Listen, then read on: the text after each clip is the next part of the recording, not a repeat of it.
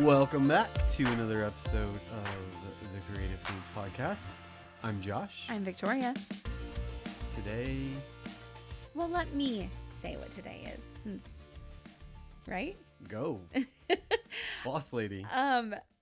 So today we're going to talk about something that I think most people struggle with. Possibly, we'll get into that in a second. But we're going to talk about imposter syndrome. And okay, so here's, I guess, thinking about talking about this.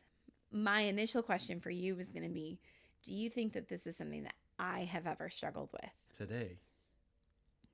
Oh, shoot. I really thought that it was gonna be like a hard 2 no. hours ago. Hard no is what I totally expected you to say. Dang it. Okay, so But we all do. yeah, I and guess even that's once true. you get to a comfortable place, you still That's so go through funny. seasons. I was waiting for you to ask me that I question really as soon as it expected like a happened. gotcha moment, and that's not what happened. Okay, well, let's regroup. Welcome to I don't feel like generally this is okay. I think here's my qualm with it, honestly, is this is a term that is thrown around a lot. And correct me if I'm wrong, but like we weren't talking about this but for a couple years ago, right? No, it was a very hidden thing. Yeah. People were like, I don't have that. And then Yeah. a year later, secretly, hey, this is something that was hard. Well, and everybody's like, oh, me too. Oh, me too. Like, yeah. what the heck aren't we talking about it? Well, and I think what does get me, so I guess I would say, like, I'm not even sure if I like the term imposter syndrome, and I don't like things that are very, like, trendy, gimmicky, like, trigger words. This is gimmicky. It's also kind of attacking, like, just like the tone of imposter syndrome. Right. I mean, don't get me wrong. We're going to use it in our title and hope that people click on it. But because it's clickbait and I do want to be and... I do want to be honest in saying it's not my favorite term. I think that everyone struggles with intimidation, and why can't we just say that that's what it is? It's being intimidated by whether the thing that you are called to do or the people that you surround yourself with, or like it's just you can get stuck not knowing what to do with a greater purpose, or I don't know. So I guess I just wanted to open up and kind of be honest about the fact that, like, I don't love this term. I do think it's the appropriate term because it's what everybody is using now. And I do think it's relevant in that this is something that so many people in our industry, beyond that, I think people in the world struggle with. And I think it's worth talking about. I think we don't talk about hard things sometimes because we want to look like it doesn't affect us or we haven't been touched by certain things. Yeah.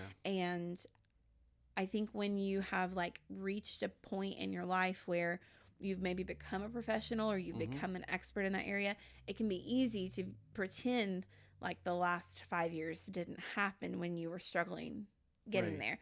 And so today, when you were building that overnight success story. Yeah. I always 10 think years about, in the making. yes, I always think of a story I heard about somebody that was quite famous and like, you know, gained that, like, it was overnight success in the headlines. And she was like, you didn't see me scrubbing the bathroom tiles. Like, you didn't see me doing, you know, you didn't see the me work. Eating ramen noodles for... Exactly. Yeah.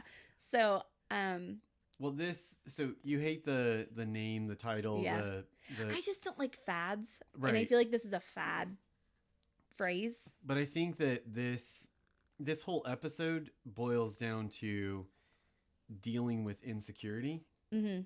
Imposter syndrome is just a packaged way to get people to stop their scroll.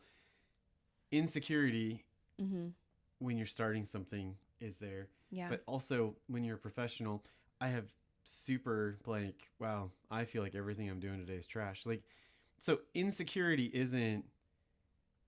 it's not a new thing. Like, this idea, this whatever, has been around for a very long time. But the trendiness of talking about it is... And maybe we'll dig into this later, but insecurity isn't necessarily something that goes away. You will have moments of insecurity. That doesn't mean that you are an insecure person. But learning how to deal with it, learning how to walk through Right. it and get to the other side, I think is important.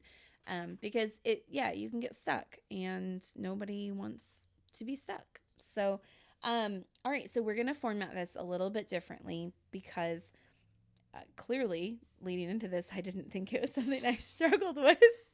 Do we turn the table and ask you all the questions? No, not at all. So I'm going to interview you, and Thanks for letting me know that. Yeah, you're welcome. The reason we decided to do it that way is because, well, if you haven't listened to any of our other podcasts, go back and do that. But Josh is the designer here. He is actually the one that is doing the client work, unless there are very specific things that I need to be involved in or conversations. We do everything together. We talk through everything together. And so, yes, we run the business together. You help with the strategy that goes with things to make things pretty. Yeah. Oh, well, I'm going to quiet my computer now. But on the day-to-day conversations, all of that, you're the guy. You're the one doing it. You're the one that has had to hone your skills. Sales calls, follow-ups. Yes. And all of those things. So you're the professional. So I'm going to interview you. Do I and feel then this will today? Do you feel professional? I do feel professional. Or are you struggling with imposter syndrome? Not today. Also, let's just use this as like a learning curve, and this can be our first interview. Oh. And then hopefully soon we'll have more people on here that we can interview. Yeah. Episode 25 coming soon. Okay. All right, you got 3 to go. Okay, so let's just kind of talk about the beginning. You guys What's the word? Stop. You're throwing me off today.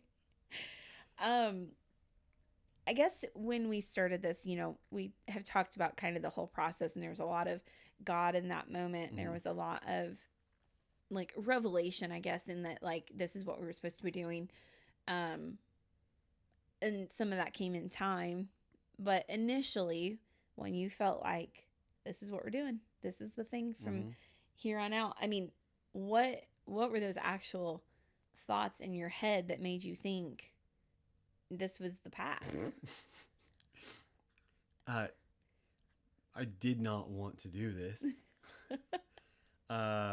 We had a young baby, and I had limitations in health, and I wanted a steady paycheck. I didn't want to go start a business. That was not, we've talked a lot about that.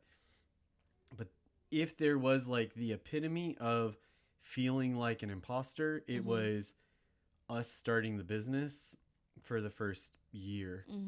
And I mean, I will just say, like, I think that I was borderline douchebag and like going around just telling other people that I was doing this, we were doing this, to convince myself.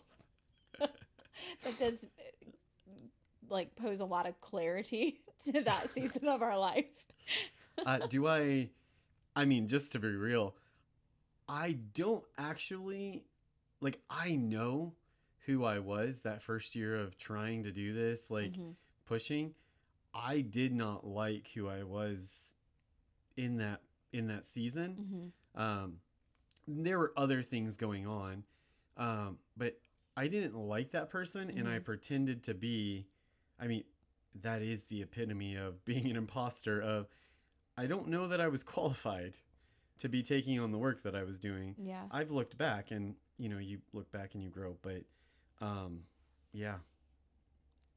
Did you, I guess, feel like, okay, I've made this decision, I have to be this person now? Did you feel pressure to like have it all figured out at the beginning? Yes. Yeah.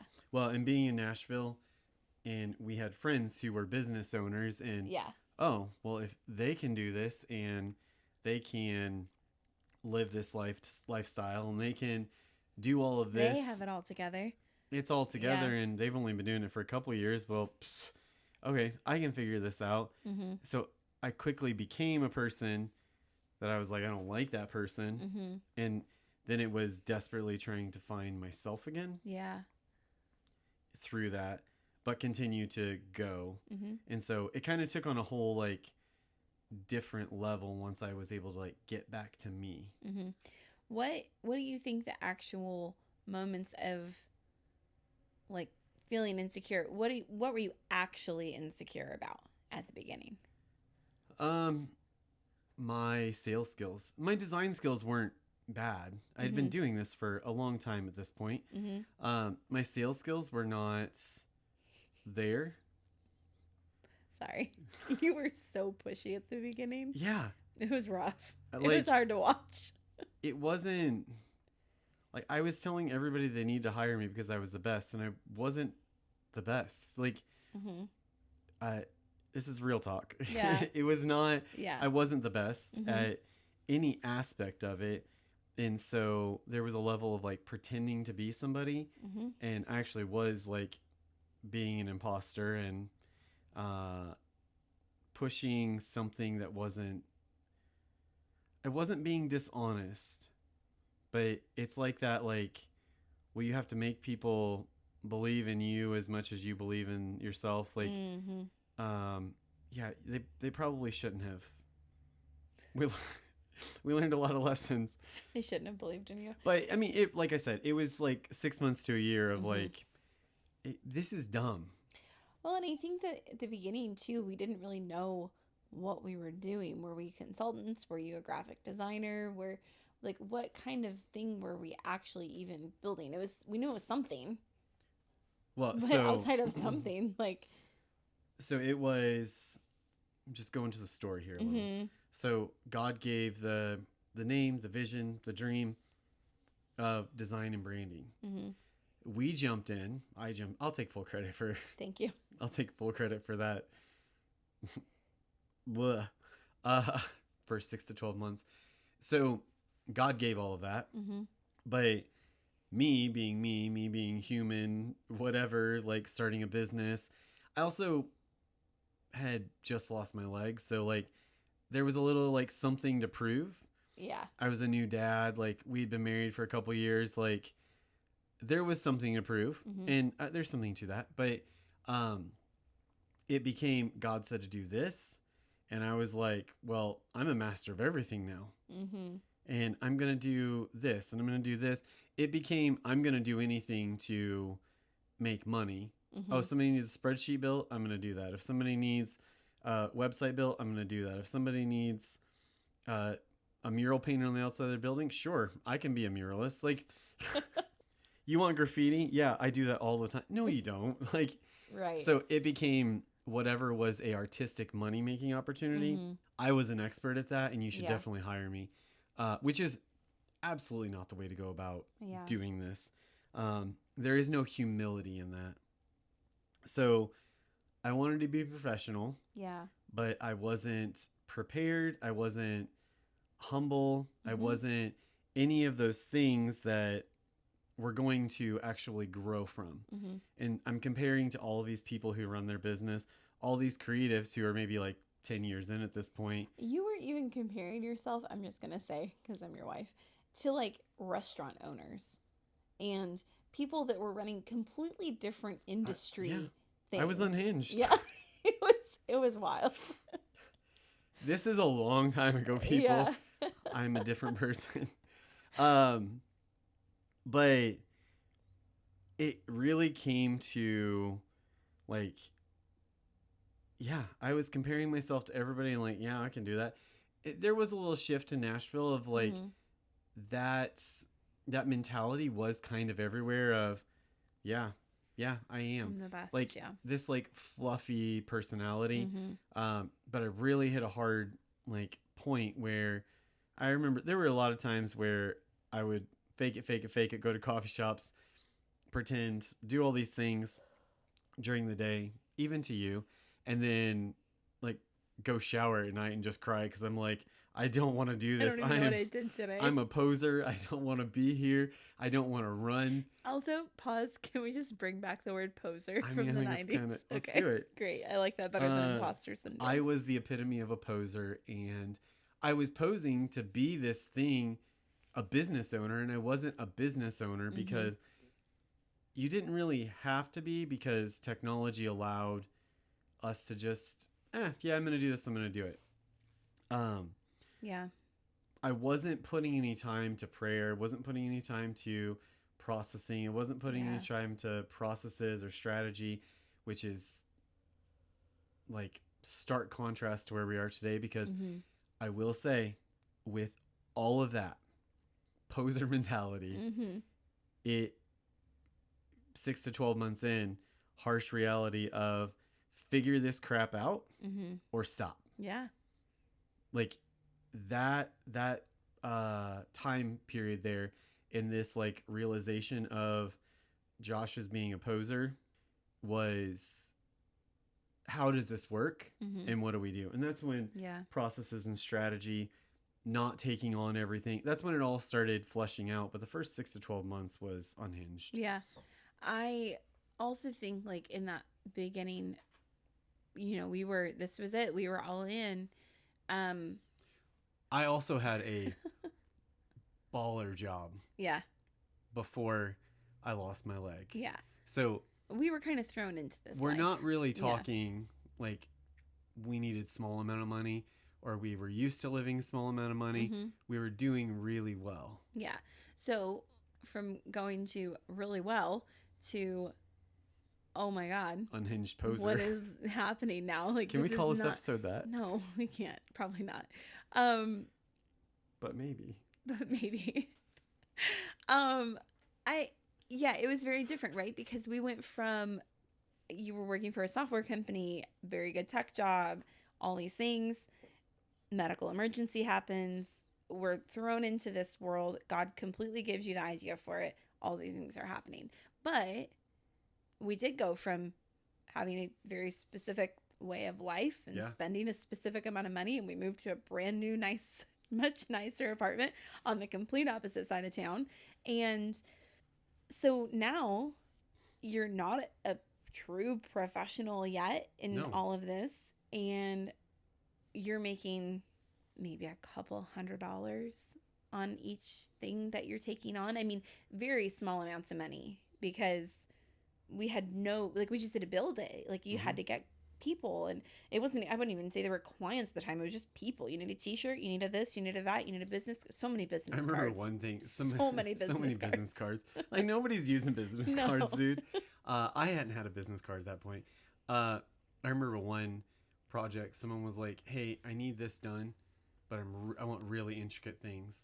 And they were like, my budget's only $100. And I was like, okay, fine, whatever. And then they were like, can you break that up into like 12 payments? Oh, yeah.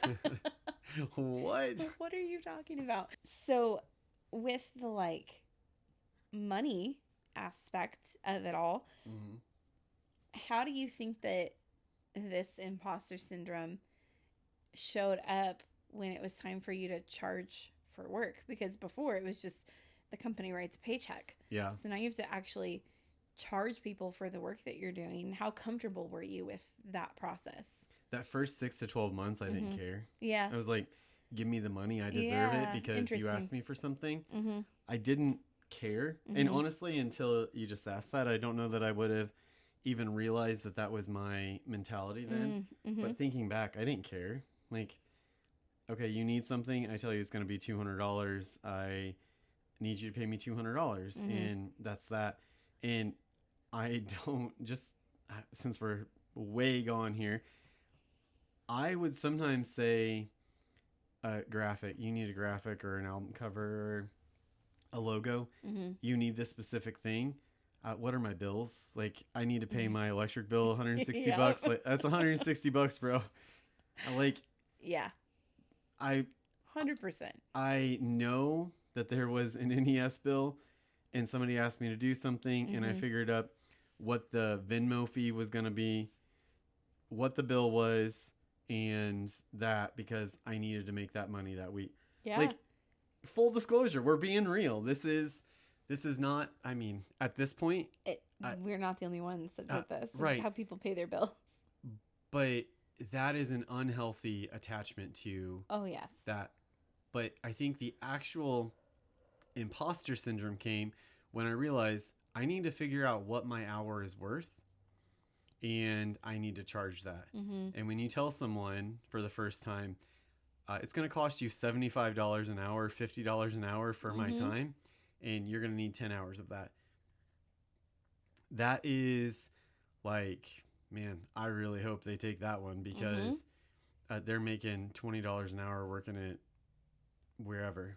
I wasn't even fully comfortable with that because I was making, less than $20 an hour working a full-time job. Yeah. And so for us to kind of launch into this, and we're watching YouTube videos of other designers that are charging so much money for their stuff. And I was even like, there's no way. We're brand new. Why would anybody pay you that much money? Even as much as I liked your stuff, which I'm going to be honest, you've gotten a lot better over the past. Sure as heck hope so. Over the past 7 years. But I was like, there's just no way. And there was stuff that you'd make and I'd be like, okay, God, I hope they pay for this. This is probably not a healthy way for us to conduct this interview. Do you think that you were ever afraid that people, well, I guess to what I just said, like, were you afraid that people would realize you were new and maybe not worth what you were charging them? So we're going to move past the first 6 to 12 months, like Unhinged Poser, still shopping that for the title. You're unhinged today. I am. Okay. I have a Red Bull today. Oh my gosh, you did. It's in front of me. Okay. Okay, so when I started putting a price on it, where did I come up with the price that I'm worth this per hour? Are you asking me? No, I'm saying, like, that's where the, like, God, I hope they don't realize I'm new. Yeah. They should have realized this quality work, this, like, you pay for what you get. Yeah. I was not worth $50 an hour. So yes, there's this, like, I hope that they don't realize that I'm new. And there were a couple projects where people were like, this is terrible, and just dipped. Yeah. I think they did realize I was new. That's exactly what happened. No. So let's skip forward a little bit. Like, just to stay on the money side of it, though, I know over the past couple of years, we have adjusted our rates and, like, talked about value and worth and all those things. Once we started kind of expanding that and working project-based and all those kinds of things, was there a time where you ever had to give a rate and you weren't really prepared for it? So when we made the move from $75 an hour to $125, which has been over 3 years ago. Yeah. When we did that, that was hard because I'm now telling someone that if you want me to work on a project, it's going to cost you $125 an hour. And it's a minimum of 3 hours. That means if you want me to do anything, that's $375. That was a pill to digest. Well, because now you're not just a designer. Now they're not just paying for the work. They're paying for you, which means your professionalism has to be through the roof, and the way that you conduct your business. Like, well, and even at that point when we raised those rates, we didn't do it in the right order because we should have updated the website and portfolio. Like, it should have matched where we were. So there is this, do I charge this? Am I worth it? The answer is yes. But how am I showing that before they see my work? Yeah. Wait, how are they seeing my work? Is my portfolio up to date? Are we getting referrals? At this point, we weren't getting referrals. So that was something I wanted to change.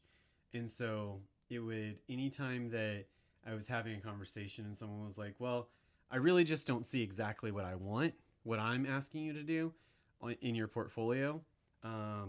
So maybe this isn't the right fit. And so I'd be like, oh, I'll give you 20% off if you sign now, like a freaking used car salesman. I know we're not on video, but I'm shaking my head. She really is. Her eyes are closed too. That was... So we've talked about that in a previous episode about discounting out of fear. I don't want to... Do you think the fear was that they wouldn't want to pay that you weren't what was the fear? Like that I had that put you would in lose time. them, you would lose the money? So it was a very small throwing out the net, catching a very small amount of fish. And with that coming in through website referrals, reaching out to people, whatever it was, throwing it out there. And there was like 4 or 5 months, maybe, of potential opportunities.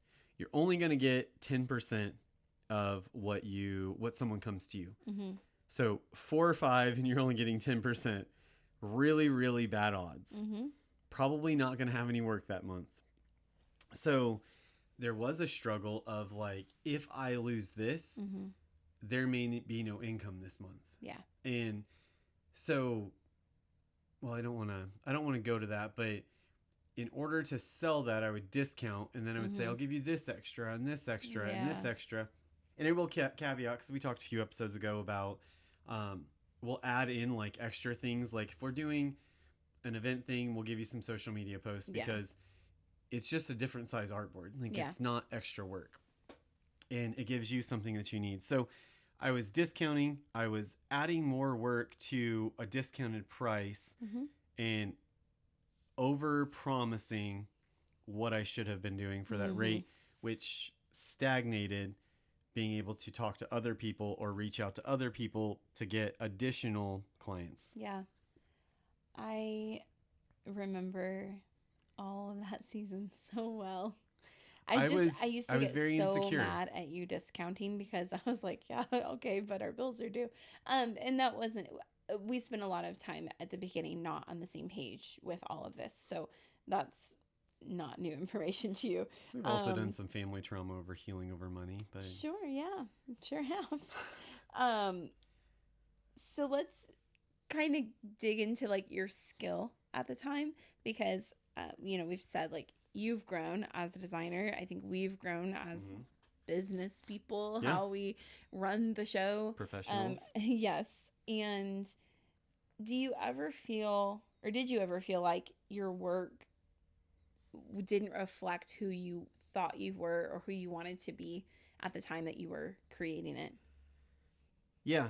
And I wanted to learn more. I wanted to take the time to learn, but I was so, this is really important. I was so paralyzed by needing to get clients that I was not improving my skill set and not taking the time to draw every day, not taking the time to open up Illustrator and just make something. Even if I deleted at the end of it, it wasn't stretching my skills to try and do something different. Yeah. And so I was staying the same. I wasn't getting better at my craft. I wasn't improving in anything. I wasn't keeping up on trends because I was so worried about getting that client. And that's probably, I guess, more than 3 years ago at this point. But how do you feel like that actually affected your client relationships? I didn't have time for replying to emails. Just to be honest, I probably got irritated at having to reply to emails that were even nice emails like, dude, this is awesome. Like, don't waste my inbox. But the reality is, and this is again earlier, what else was I doing? I should have been doing whatever I could for that customer, that client, to make them feel warm and loved. And maybe I would have gotten some referrals and going above and beyond. And we do that now, but I definitely should have done that. And I took on projects I shouldn't have because of that balance. And I felt like, wow, that was a terrible client to work with. I really probably should stay with them so that my bills are paid next month. Probably an unhealthy choice. Yeah, that happens from time to time, but or has happened.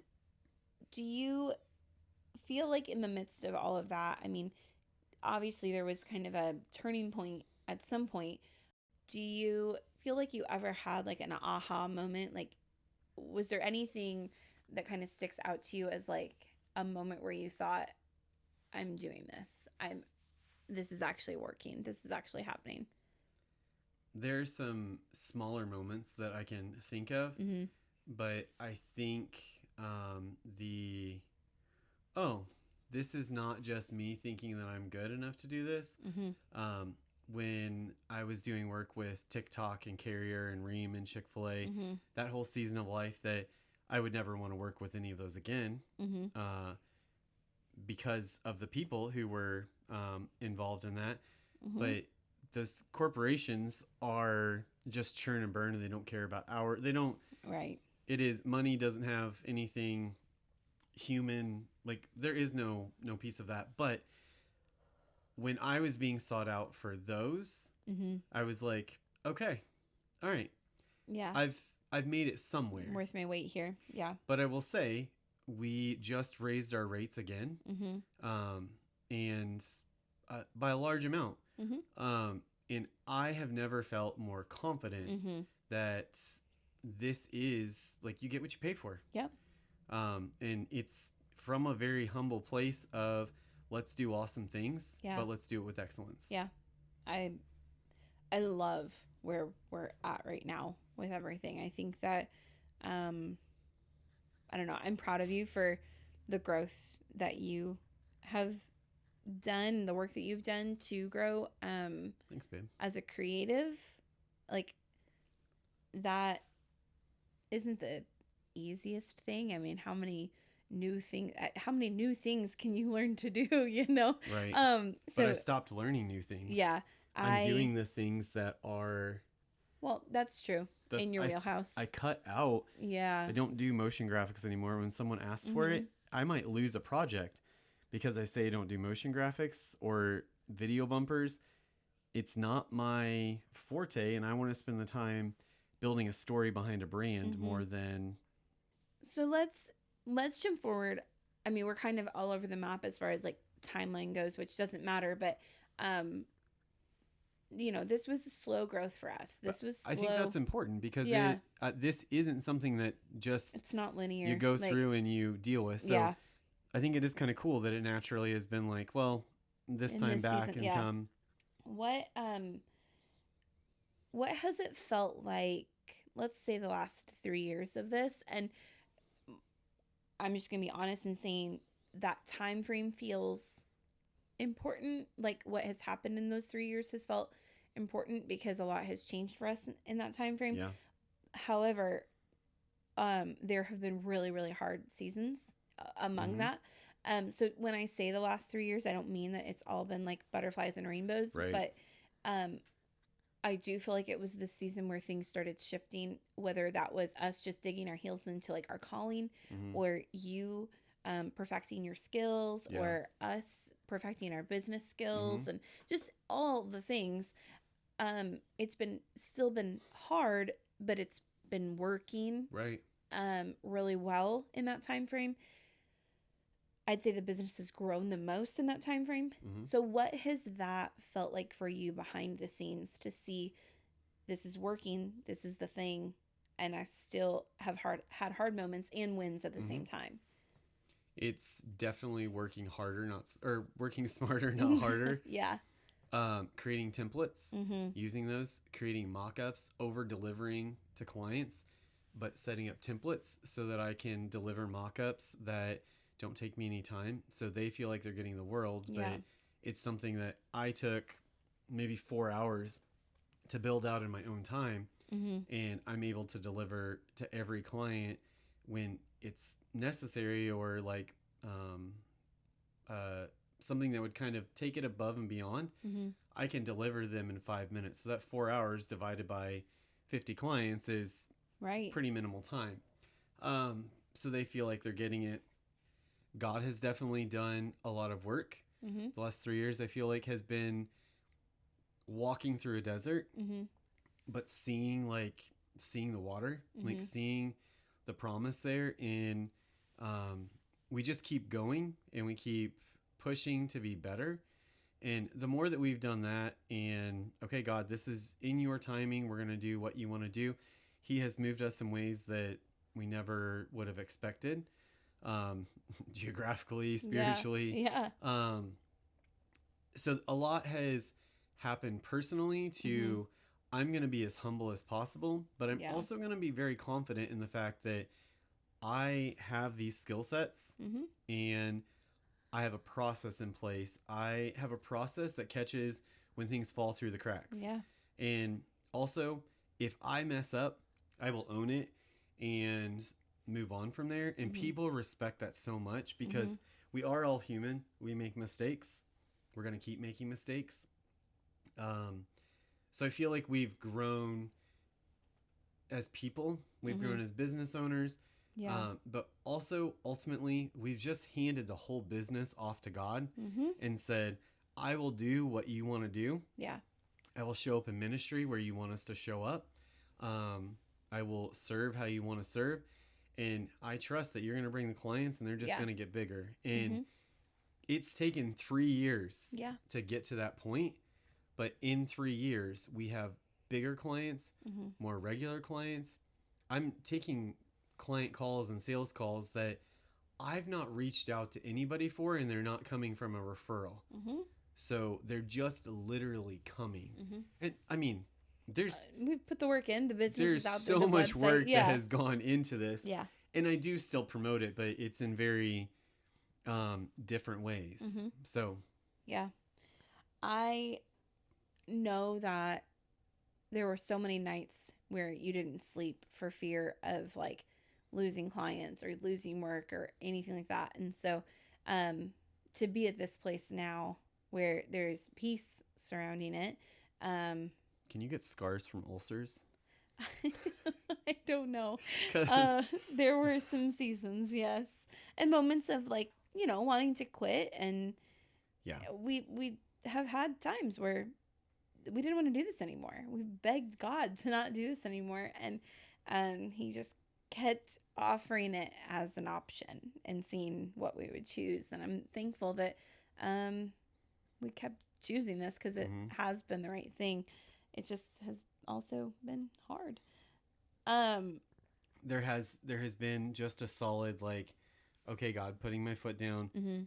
I'm trusting you. And that bold step of faith to do that is absolute insanity from human perspective. It is impossible to do this on your own because economics, humans, you name it. There's so many factors that come into it. But if you do give it to God and you aren't just building it on your own for your own gain, he will do something remarkable with it. What, in regards to the faith aspect, and we've grown, we've changed, all the things. What do you think has changed the most for you?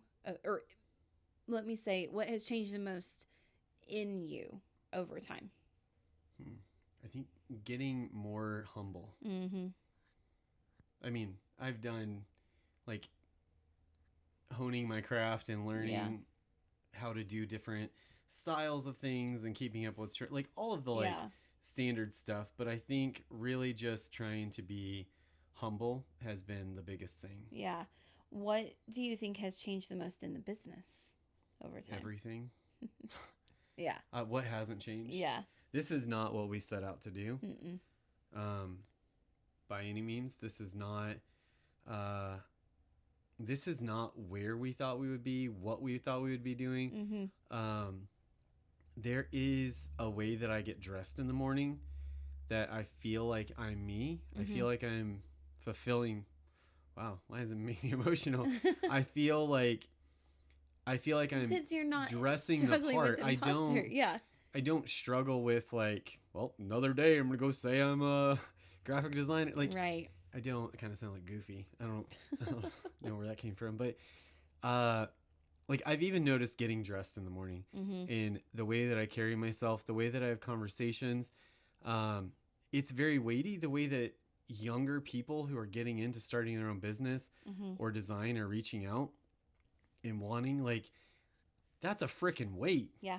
Like, bro, I didn't have this figured out until a few years ago, but then I realized, man, if you just shut up and you share what you've been through, it can be so inspiring and encouraging for people to maybe walk through it a different way or a shorter time or whatever. So it's the business has changed in absolutely every way. Yeah. I've become more humble, and I think that's the biggest change in me. Yeah. Maybe you can attest to that. But for the business, it's become weighty, and not in a dollar sense. It's become weighty in a responsibility sense. Authority, responsibility is huge. Yeah. As you were talking just now about becoming more humble, I thought of a season of our life where our pastor was saying and encouraging, like, lower still, right? Like, there's so much good that comes from humility. So anyways, I looked up the word abased while you were just talking, and I knew that there was a scripture. I couldn't remember what it was, but we all use this scripture, and probably flippantly, I can do all things through Christ who strengthens me. We all know that scripture, and we write it on things, and it's live, laugh, love, you know, like, yes, it's everywhere. But home sweet home. And that's great. We use it as like I can do this. Yeah. I can do this. And probably at the beginning of the business, that would have been our scripture, right? I can do all things through Christ. Like, I'm going to be strong. But the beginning of that's verse 13. Verse 12 says, I know how to be abased, humble, and I know how to abound. Everywhere and in all things I have learned to be both full and to be hungry, both to abound and to suffer in need. And then he says, I can do all things through Christ who strengthens me. So it's not just a verse about like, let's go. Like, it's actually a verse going like, it's both and. Yeah. Like, Christ's strength comes from the low seasons and the high ones. That's really good. The hungry seasons and the full ones. And it's been so much of our story because they're So anyways, that's all. The word abased came to mind when you were talking, and I had to look it up really quick. Right before you said that, I was going to say it's really important to stay hungry. It's really important to stay hungry, even in the famine seasons. Stay hungry, but don't stay aggressive in your search for fulfilling your hunger, because you'll never find it outside of God. You'll never find it in clients. You'll never find it in relationships. You'll never find it in anything that you're going to look for it in. You may land a baller client. You may make $1 million. You may marry your best friend. You may have the perfect life. But if you aren't hungry for God, nothing, absolutely nothing will make it worth it. It will dissipate quickly. Yeah. You'll be full for a small time, a year, a couple months, a couple years, whatever it is, but it'll go away. Well, and to say it in that frame, I guess, kind of makes me look at the scripture again and go, I have learned both to be full and to be hungry. Hungry isn't necessarily a negative thing. I mean, we could say that we trust God when we're literally full and literally starving. Yeah. But also, like, in the context that you're putting it in, like, to be full, to feel very fulfilled, and then also to be hungry and say, okay, I want more. I need more. To have hunger for God and for, the things of Him. Yeah. All right. Well, I'm glad that we could have a Bible study during this interview. Okay, I'm going to say one more thing. The lack. Yeah. That phrase, lack. Thank you for the lack, God. Thank you for filling the lack. Take with that what you will, but praying and thanking and asking for specific things with not a lacking mindset, but God, there are things that are lacking. I don't need to say them all. God, there are things that you have filled that were lacking. I don't need to say them all. You know. And you know where I lack, like in my skill set. There are things that you don't know to pray for what He has in store for you 3 years down the road. That has changed. God, that has changed everything. Praying and thanking for the lack. Yeah, that's so good. I have questions for you, but now I feel like I just want to sit and have a Bible study. Well, let's go here. What would you say now? It's easy for me to look at you as your wife and say, you have changed so much. And we actually had a conversation about that recently. Like, you've changed so much, but you've become more of the person that I think you always were to me or could be in my eyes. I think it. Wait, did you mold me? I did not. I prayed for God too. Okay, that's fair.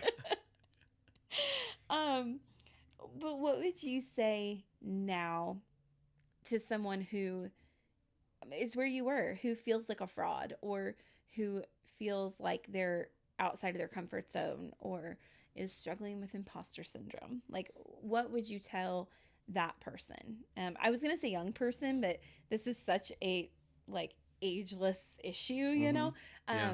What would you say to that person? Why do you feel like you're lacking? Or why do you feel like a fraud? Why are you doing this? What is your why? This? Yeah. What's the purpose? Like, if you don't have an answer to any of those, maybe this isn't the right avenue for you. Maybe you are an imposter.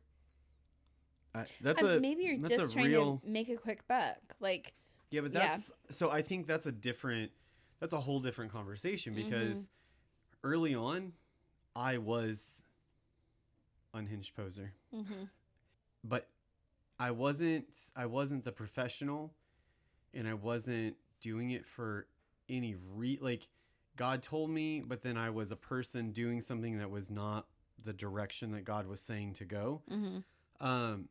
So maybe I shouldn't have been doing it, but there is that, like, if you don't have a purpose or a why, maybe this isn't the thing. But if it's a side hustle, something you want to try, go for it. Like, if that's why you're doing it, because you want to make a few extra bucks on the side, and learn this isn't what you're diving full into, go for it. Go to the store and buy some paint and a canvas and paint and see if someone buys it. Like, the value of something is what somebody's willing to pay for it. Maybe somebody thinks it's incredible and you blow up on Instagram or TikTok or whatever, but maybe you don't. Maybe you start a coffee shop and nobody wants to come. Maybe you're not supposed to. There's a lot of different tangents of, like, is this a side hustle? Is it what you're supposed to be doing? Is it your purpose? Does this help to accomplish your purpose? Like, there's a lot that can go in that, but sometimes we just try things just to try things. Yeah. I cook new food because I want to try something because I like to cook. That doesn't mean I'm going to go be a chef. Though I think points I thought I would be you know what I mean? Like, so if you just want to try something, I don't think that you should ever feel like an imposter. And if you feel like an imposter because you want to try something, there's probably a deeper rooted issue of, like, there's your probably identity. someone in your life telling you shouldn't do it. Go do it. Try it. Fail at it. Yeah. No, that's good. I think that I'm thankful now, because you were just talking about this, but, like, we've been very open-handed with God with all of this, and you especially, because I was much more willing to let go of it during seasons. Isn't there seasons I wanted to let go of it and God wouldn't take it? Right. And there were moments where I completely removed myself from the equation. That's how bad I didn't want to be a part of this. But I think part of that for me even came from a place, and this is kind of going back to, like, our earlier days, but even in the middle of it all for me, because it wasn't perfect, and because it didn't always pay the bills the way we wanted them to be paid, or maybe as on time as we wanted them to be paid. But did they get paid? They did. But my marker for it working was all monetary. That was all my marker. And so when it wasn't perfect, it felt wrong. And I'm thankful to be in a place now where I merit it based on how peaceful it is rather than how perfect it is. And I think that we have kind of, like, come into alignment with each other and with God in that, to say, like, peace is actually the gauge, not perfection. peace is what leads our life in everything. Yeah.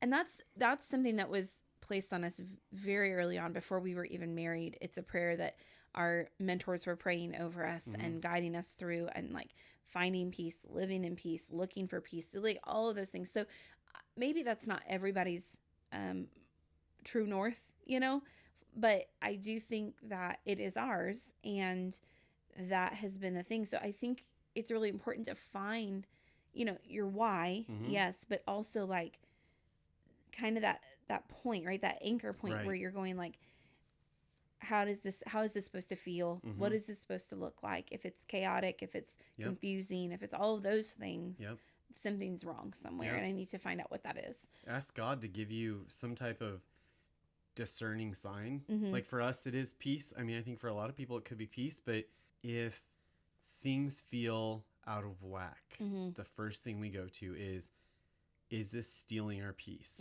And if it's redirecting or stealing our peace, abort, like divert, like this isn't worth it. And that has been the best guiding light for us. Of, okay. And every time that we turn someone down because it feels like that's not peaceful, every time we walk away from something because it's not peaceful, God replaces that lack there with something else. Yeah. What do you think the biggest, so let's just make this a huge umbrella. What is the biggest lesson that you have learned in creative entrepreneurship? Don't be the smartest person in the room. You answered that really quick. Yeah. But so you say that a lot when we're like having these conversations for the pod, and it's easy because we live it. And I am very confident in who I am, in what I do, what we do, who we are, who I am. And it's not hard to put the answers out there when it's what we're living. But I think that there is something that more people need to do. Fumbled over my words there.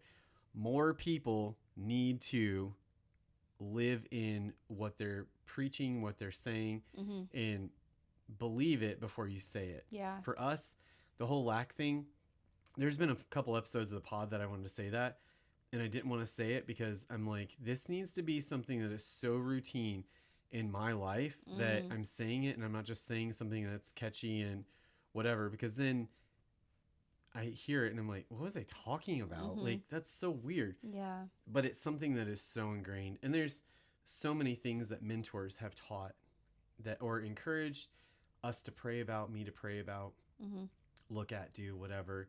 And not being the smartest person in the room helps to be at that place.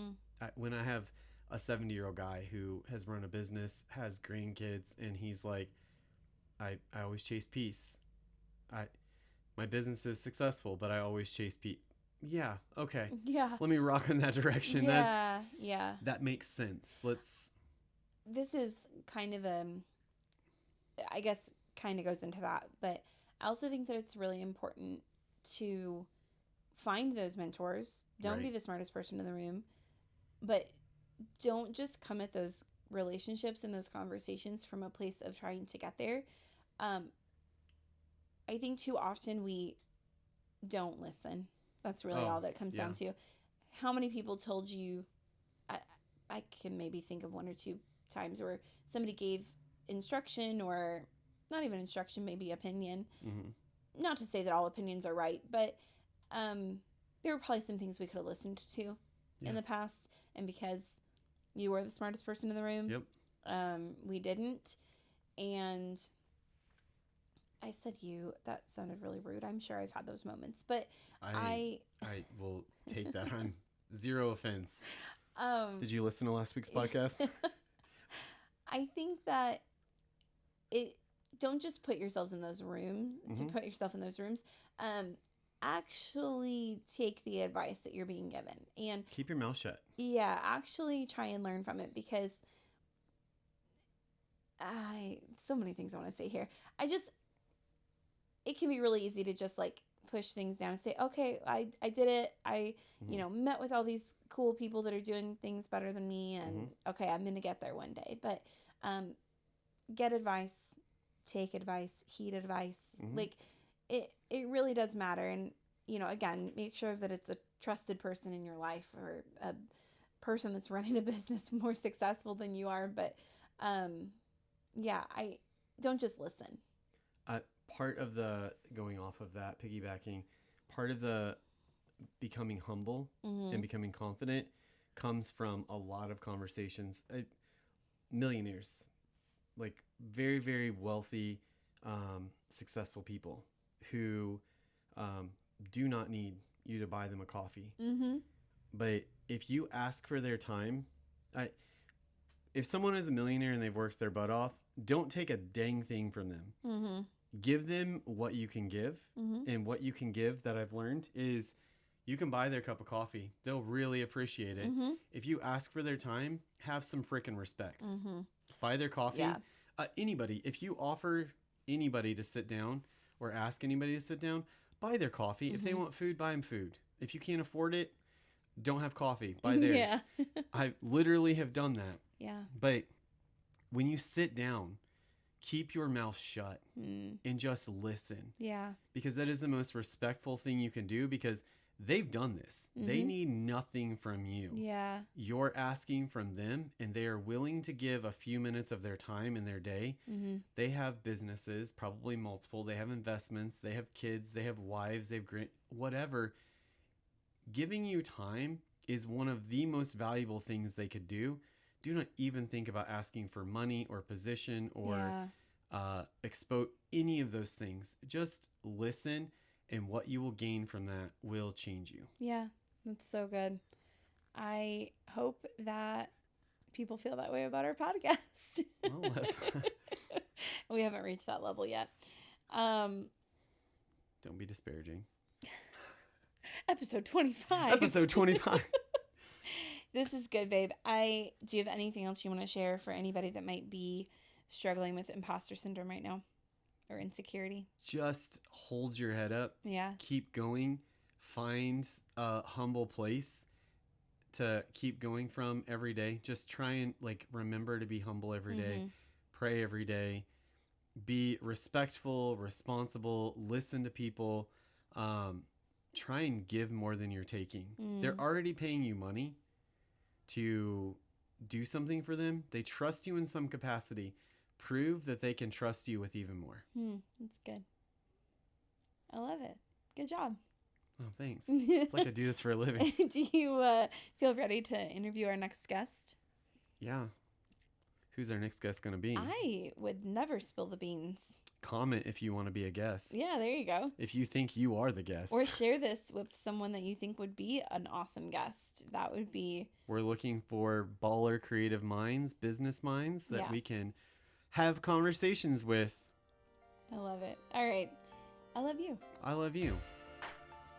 All right, guys. Everybody, follow, share. No, tell the people to do the things. Follow, share. Follow, share. And one of those repeating ticker banners. Oh, yeah. All right, episode 25. Amazing things coming.